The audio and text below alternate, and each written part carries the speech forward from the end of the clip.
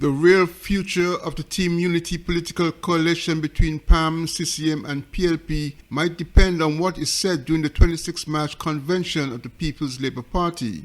PAM and CCM have been hammering the PLP Prime Minister on the matter of fair share for Nevis, particularly in relation to the sharing of the revenue derived from the St. Kitts and Nevis Citizenship by Investment Programme. At PAM's recent convention, Prime Minister Dr. Timothy Harris and his PLP co-partner in government sat through what is perceived to be attacks on PLP for not honouring or their intent not to honour some of the agreements of the Charleston Accord. Now it is clear that the People's Action Movement elected representatives of the Team Unity Cabinet will not attend the PLP convention. Instead, the PAM executive will be sending delegates. In a PAM press release dated 23 March 2022, a critical paragraph reads, quote, "Consequently, at the party's recent executive meeting on 22 March 2022, it was approved that our party will be represented by a two-member delegation comprised of the Deputy Chairman, Mr. Azad Gums, and Assistant General Secretary, Ms. Danielle Warner," end quote. Hints of internal fractures within the Team Unity coalition were circulating for some time, but erupted at PAM's convention with a scorching featured address by the CCM guest speaker, Premier of Nevis. At a PLP press conference, Prime Minister Dr. Timothy Harris appeared to be downplaying the rift that had been publicly displayed, but his presentation at the press conference might have triggered more questions than answers. All eyes will be on the PLP convention, and many expect that Prime Minister Harris would retaliate against his PAM and CCM colleagues. In any case, what is said, and possibly not said, could determine the level of solidarity among the Team Unity partners. Only time will tell. Glenn Bart reporting for SK News. The numerous vendor stalls lining the grounds of the El Comido T. Willett Park on Thursday, March 24th, signal the resurgence of the highly popular Agriculture Open Day on Nevis. Deputy Premier Alexis Jeffers, the Minister of Agriculture in the Nevis Island Administration, officially declared the two-day event open, noting that the Department of Agriculture had organized the event in a short time, following a 2-year hiatus due to the COVID-19 pandemic. Because, as you would have heard from the director, Randy Elliott, he expressed that this planning was done in a very short period of time. And anyone who would have entered the gates here at Grove Park or E.T. Willett Park would have said to themselves, this, of course, must have been months of planning, because the execution that we are seeing here this morning is certainly testimony to the hard work that the department and all of the persons who have worked here would have exerted in order to ensure that we have this wonderful display this morning. I am giving the charge to our farmers this morning and all those who are involved in agriculture. Pay close attention to those three words: availability, accessibility, and affordability. If we are to make agriculture the pillar of one of the pillars of our economy, as we know it can be, those keywords are important for us to foster a sustainable agricultural sector here on the island of Nevis and, of course, throughout the Federation of St. Kitts and Nevis. And I am happy to express those words this morning because our farmers have bought into what we are trying to accomplish as an administration. And they are the major stakeholders in this particular sector. And once we have the buy-in from our farmers, or crop farmers, or livestock farmers, or fisher folks, then we can speak glowingly about agriculture for years to come. The Deputy Premier commended the staff of the department for their hard work and dedication through recent challenging times. Mr. Jeffers also presented a token of appreciation to the event's patron, Mr. John Ford Paris, for the significant contribution he made to the agriculture sector over some 32 years. Mr. Randy Elliott, Director of Agriculture in the NIA, also welcomed the return of the event. He spoke to this year's theme, Fostering Economic Growth Through Innovation, in the context of the work of the department in ensuring the continuation of the sector and survival of the stakeholders during the COVID era. The Agriculture Open Day 2022 boasts a wide variety of fresh fruits and vegetables, local-made juices and confections, agro-processed items, craft items, seeds and plants, delectable dishes, and other items on sale, as well as cultural and musical entertainment. Horseback riding and other exciting activities are also provided. I'm Andre Huey for SKN Newsline.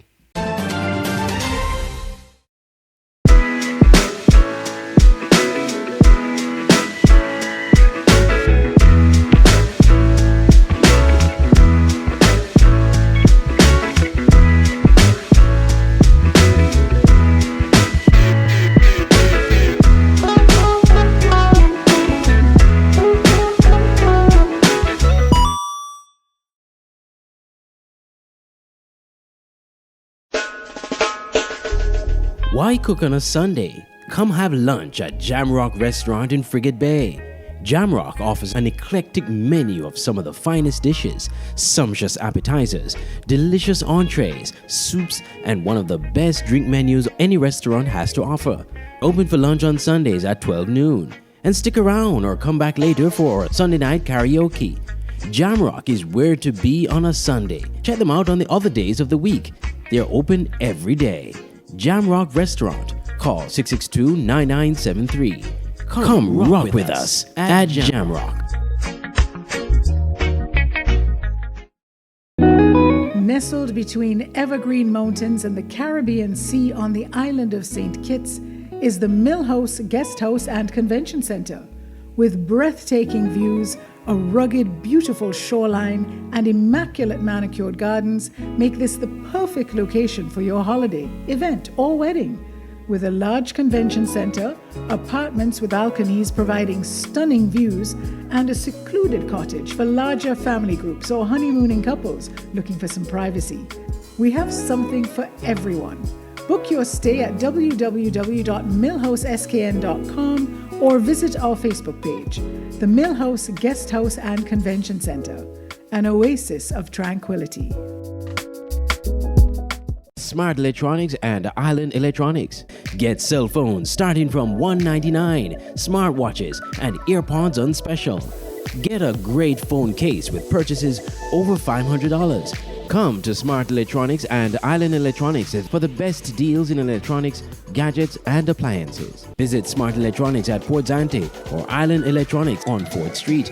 Call 667-3350 for Island Electronics or 466-4271 for Smart Electronics. Both stores open at 8:30 a.m. Two stores, one great experience.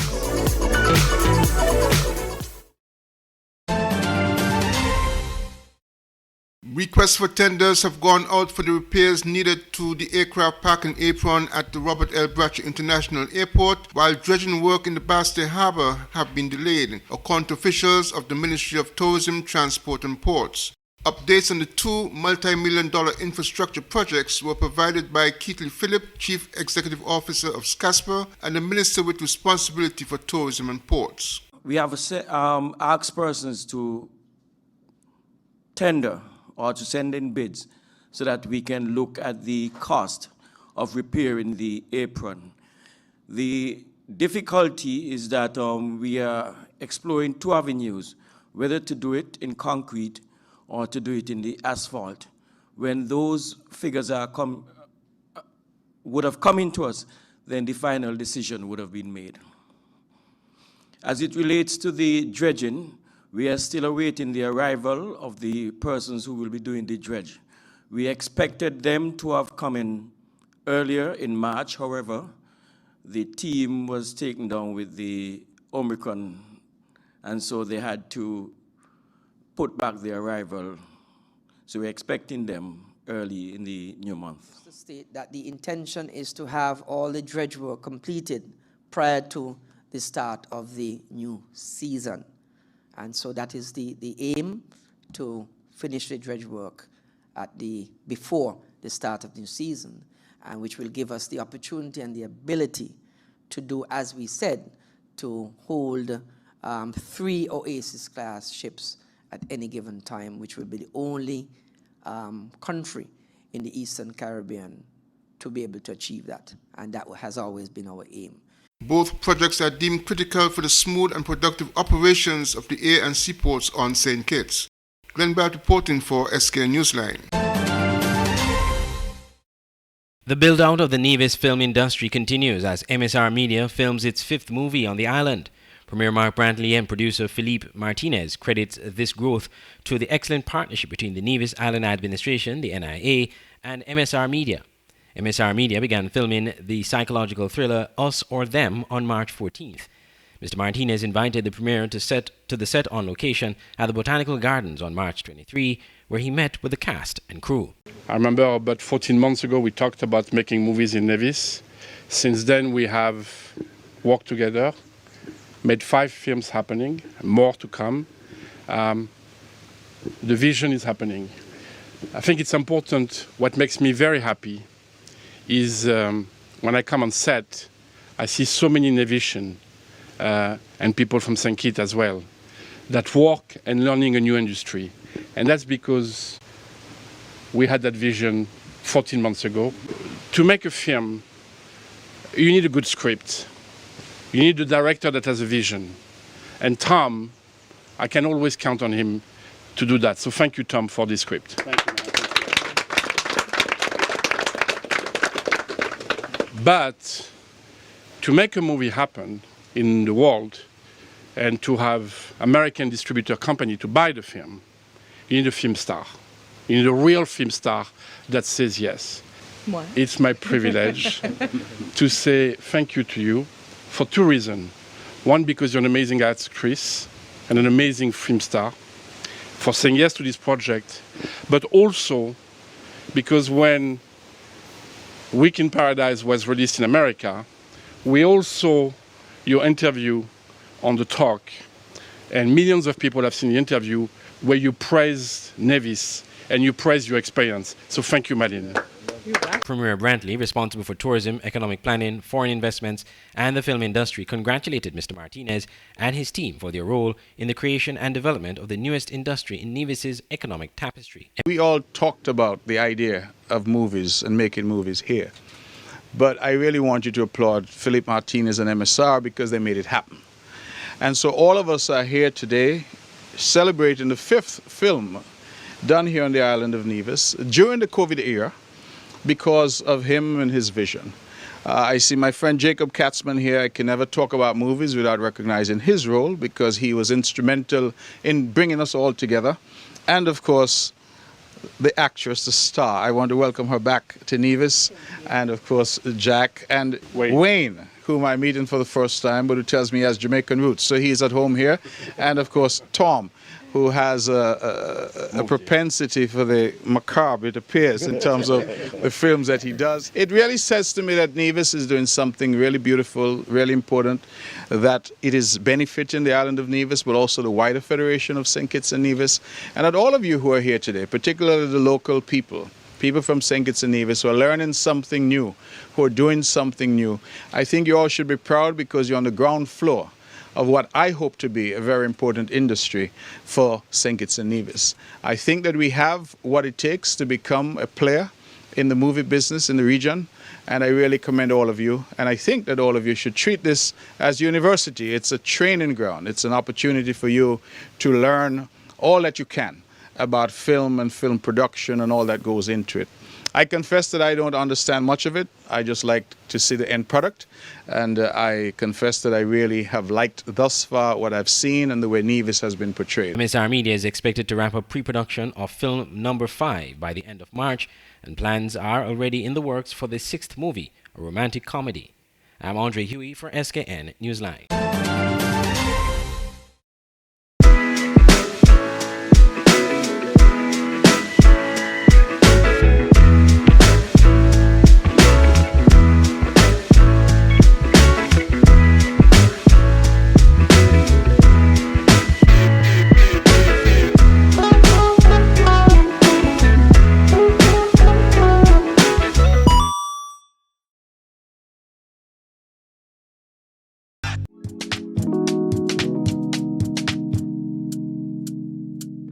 Want to buy some fresh fruits, vegetables, or ground provision, but don't have the time to go to the market or even to find parking?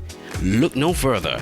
Green Market and Delivery is your solution. Green Market and Delivery is an e-commerce store that sells and delivers local produce to customers in St. Kitts and Nevis. Anything you purchase, you can get fresh from the market and delivered directly to your door. Log on to www.greenmarketskn.com. Click on the e-store link, choose your items, and shop away. We have a wide array of products from fruits, vegetables, local products, spices and seasonings, and much more. Save time and energy. Shop on greenmarketskn.com, your one-stop shop for fresh local produce. The SKN Newsline website now offers you more news. Log on to www.sknnewsline.com for local, regional, and international news. You can also watch the latest newscast and keep abreast with news in sports, all from sknnewsline.com. That's www.sknnewsline.com. News at your fingertips. Stay abreast with news on St. Martin with SMN News. Visit www.smn-news.com for up-to-date news, scoops, opinions, and hard-hitting facts. SMN News, we tell it like it is. Visit our website www.smn-news.com.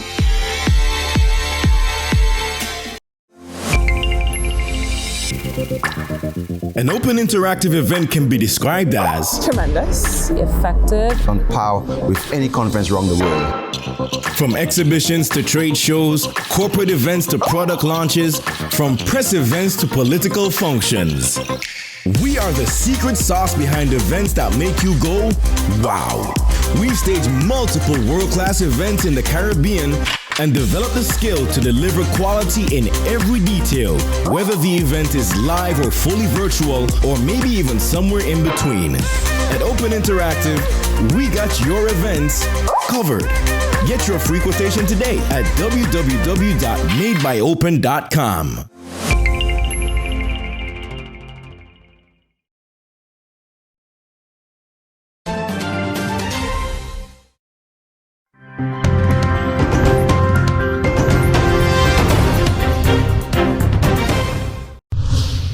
This sentiment was shared by Ramjatan on Thursday during a virtual AFC press conference and comes on the heels of recent protests by rice farmers who were agitating for better prices from millers for their paddy.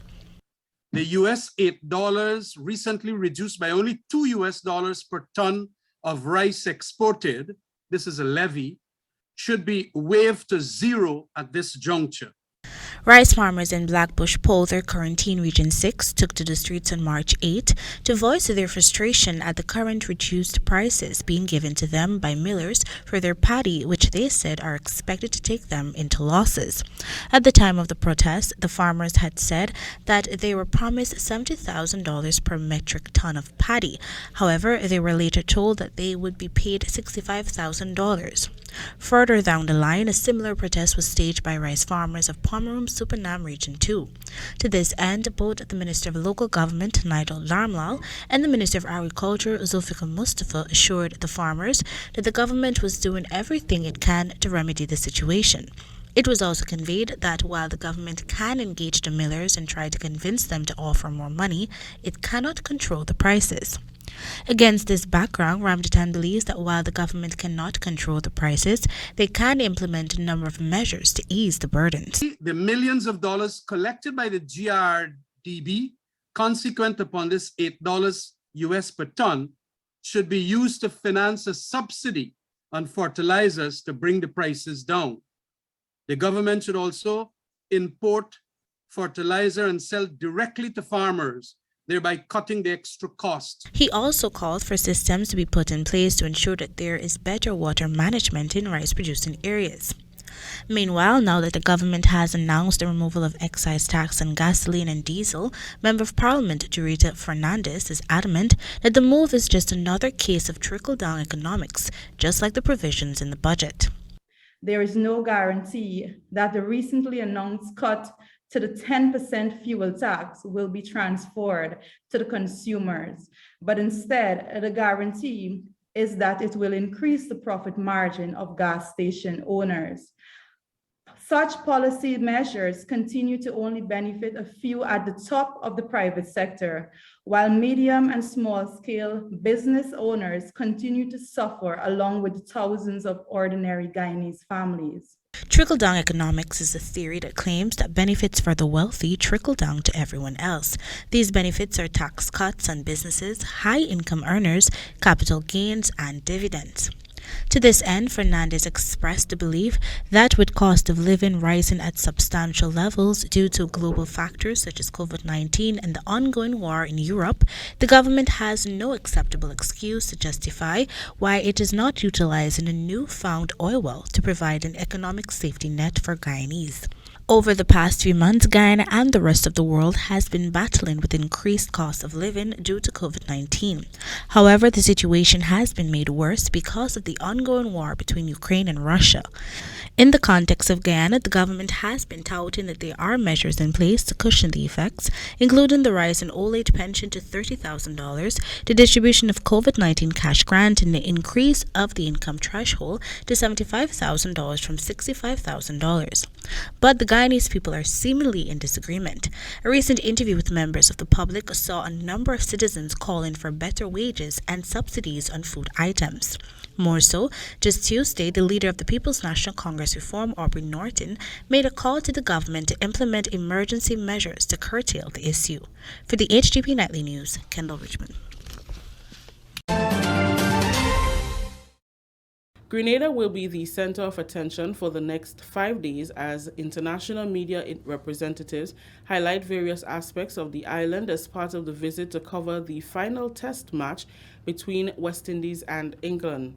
Sports media organizations, including the Cricket Writers Club and Daily Mirror, travel with teams to write and provide daily reports and articles to their audience. These media representatives also feature the host country, capturing players enjoying attraction sites, cuisine, community events, among others.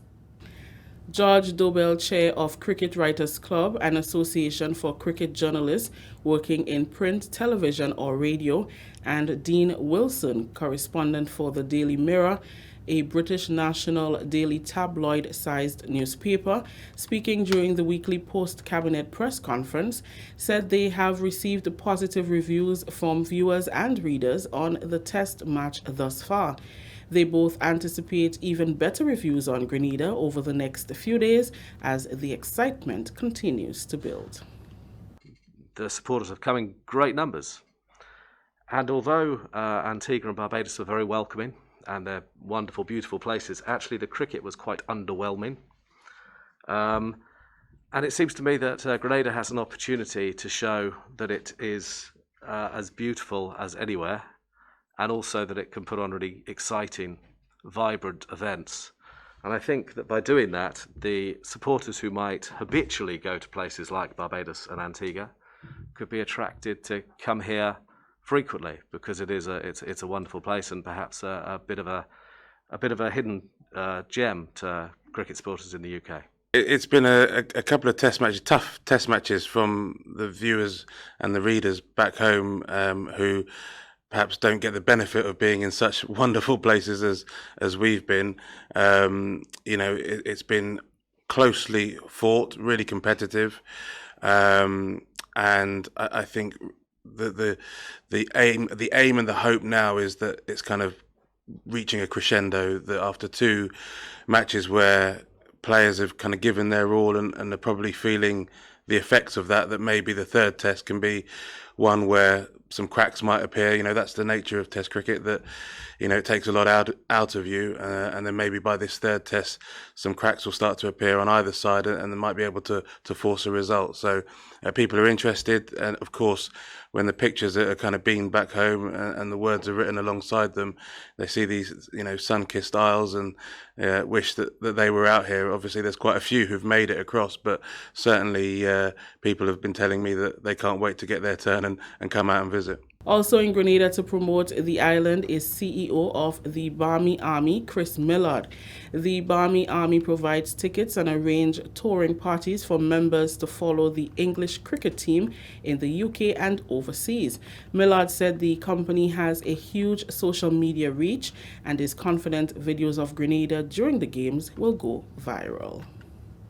The Barmy Army brings not only thousands of fans to the island, but also our social media reach. We get between 50 and 100 million impressions per test match when we're playing a test match, and that's something that we look to showcase. So the work we've done with Pure Grenada will help to steer that in the right direction and give everyone a real taste of what Grenada can offer, which is so different to the other islands in the Caribbean. We always look for the different elements to every destination we travel to, and one of the best things is getting involved with the community. So I really do hope that the Grenadan people come out and support, because it would be a real disappointment to not mix with them, to not get a real feel for the culture.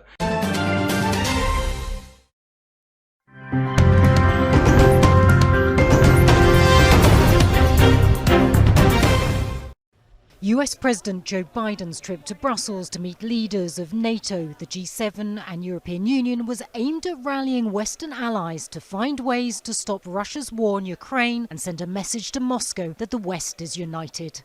NATO has never been more united than it is today.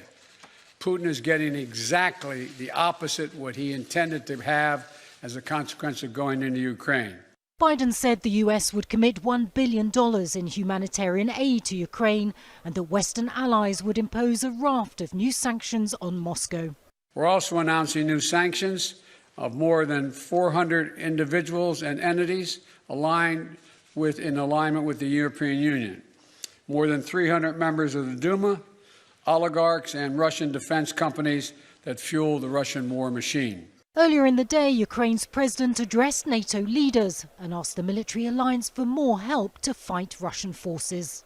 The Ukrainian army has been resisting for a month in unequal conditions, and I have been repeating the same thing for a month now. To save people and our cities, Ukraine needs military assistance without any restrictions. NATO continues to reject Zelensky's request for a no-fly zone over Ukraine over fears that it could escalate the conflict. But the alliance has agreed to send more weapons to Kyiv as well as equipment to deal with a possible chemical or biological attack as concerns grow that Russia's invasion could take an even more sinister turn. Any use of chemical weapons will totally change the nature of the conflict. It will be a blatant violation of international law, and it will have widespread consequences and, of course, be extremely dangerous. Biden joined EU leaders at the end of the day for a summit focused on ways to wean the bloc off its reliance on Russian energy supplies.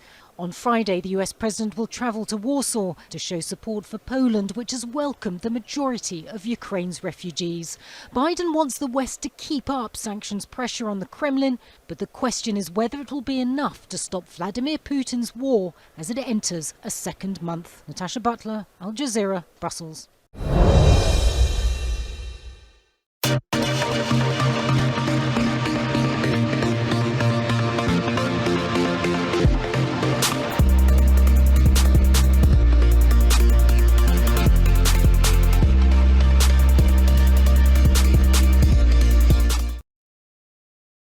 At 61-44, South Africa were against the ropes. One of those wickets was as a result of a spectacular catch from Deandra Dottin. At that stage, things were looking up. I'm very good at point, I just try to dictate and time the ball as well as I can. But I think we were actually in a good position to, come out on top and reduce South Africa to a low total. But unfortunately, it got rained out. Despite the precarious position, the team is still in good spirits. We always have that never die attitude. Yeah, we had a good start to the tournament, but we look at it as like everything happens for a reason. So, it's not the result that we want, but we can only control what we can actually control at the time. The losses against Bangladesh and Pakistan were especially telling for the Windies, and Dutton's disappointment was clear. We needed to get those 2 points, and then not knowing the outcome of today, but then we would have actually been on 9 points. So, but as I say, everything happens for a reason. So it's just to look forward and just take the positive from here. And there's still the tournament is still playing, so all loss isn't gone as yet. The all-rounder is pleased with the progress of the women's game. I feel excellent because knowing that Bangladesh, Pakistan and those sort of teams are actually competing with top teams like ourselves and England and Australia. That is what you want to see in women's cricket. West Indies now sit in third, but no, their semi-final fate is not in their hands, with India and England hovering to leapfrog them into the top 4 if they win their final matches against South Africa and Bangladesh, respectively. Wayne Cunningham, TTT Sport.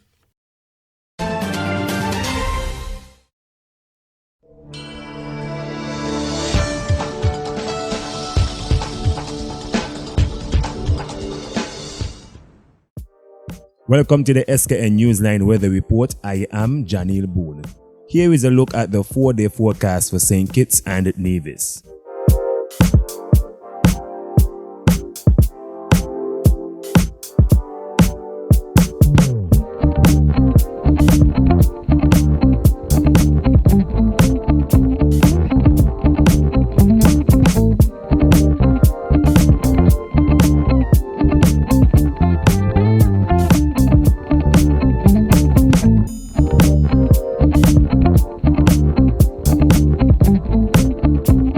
For a more detailed weather report, visit our website at www.sknnewsline.com.